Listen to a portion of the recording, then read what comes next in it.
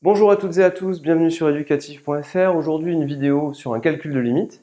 Peut-être un peu plus délicat qu'il n'y paraît. Utilisation des croissances comparées. Alors, quand vous voyez cette quantité-là, l'idée c'est de calculer la limite. Donc, exponentielle x plus 1 lorsque x tend vers plus l'infini tend vers plus l'infini, et 2x tend vers plus l'infini. Je vous rappelle, infini sur infini forme indéterminé.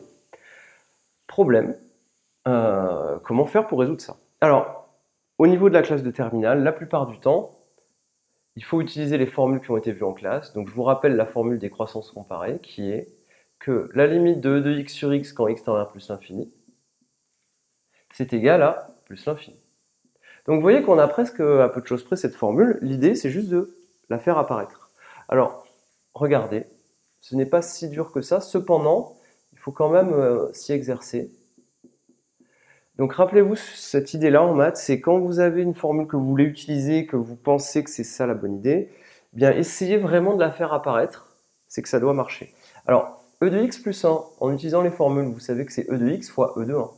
Et oui, les puissances s'ajoutent.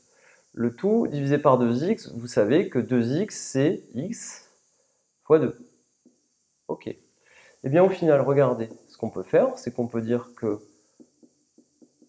là on a fait apparaître e de x sur x, et là, on a e de 1 sur 2. Donc e de 1 sur 2, qui est une constante, multiplié par e de x sur x. Formule des croissances comparées.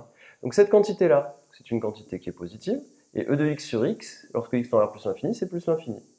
Le résultat que vous obtenez, c'est plus l'infini. Voilà, un exercice relativement simple, mais en réalité qui est un bon exercice d'entraînement pour faire apparaître les croissances comparées. Je vous remercie et à très bientôt sur Educatif.